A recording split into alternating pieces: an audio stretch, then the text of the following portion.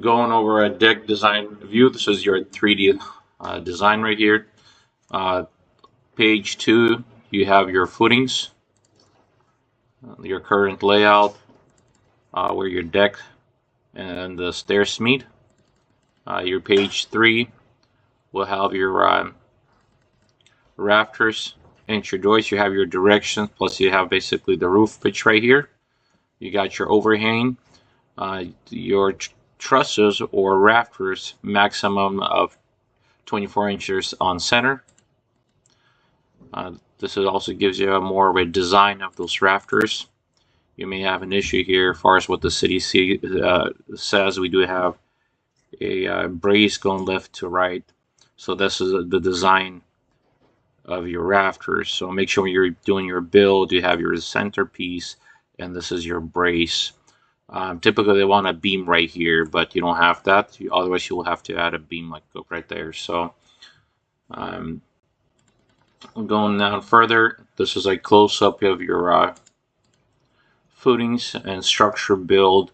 Remember, on your corners, if you're following your directions right here as far as the state requirement, you'll want to double this up right here.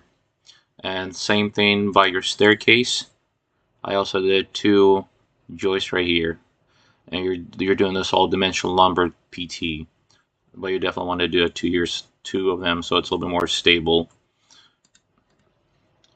Going on to your next page, that's your elevation, your top plate, and the reference how that looks. Now, your existing beams, post already installed. If that's been passed, great. As far as your new ones, you're going to want to make sure you're digging at 36 inches, so follow those guidelines, the state requirements. So your cross sections, you're going to see a bit more. You got your call outs, what needs to be installed, what kind of brackets. The main thing, who's ever doing your deck, they want to make sure they follow these guidelines. This is pretty detailed, really easy to follow also. This is kind of gives you a skeleton of the build, really easy to follow. Your beams, your posts, your stair, your joists, your ledger. Remember, you are going to put a ledger here and have that bolted on. As far as your details, make sure that you follow that. Do your Simpsons bracket where your joist comes in. This is your existing structure of the house, so make sure your header gets attached correctly. You have basically your bolts in there. As far as your footings, that's kind of done, except you already have one. You got 2 more that you need to install. Your post, they are a 36-inch requirement, not 30. So, and a lot of your design where you're going to be installing it, it's going to be cantilevered. So when you're doing your rails, make sure you're following this detail.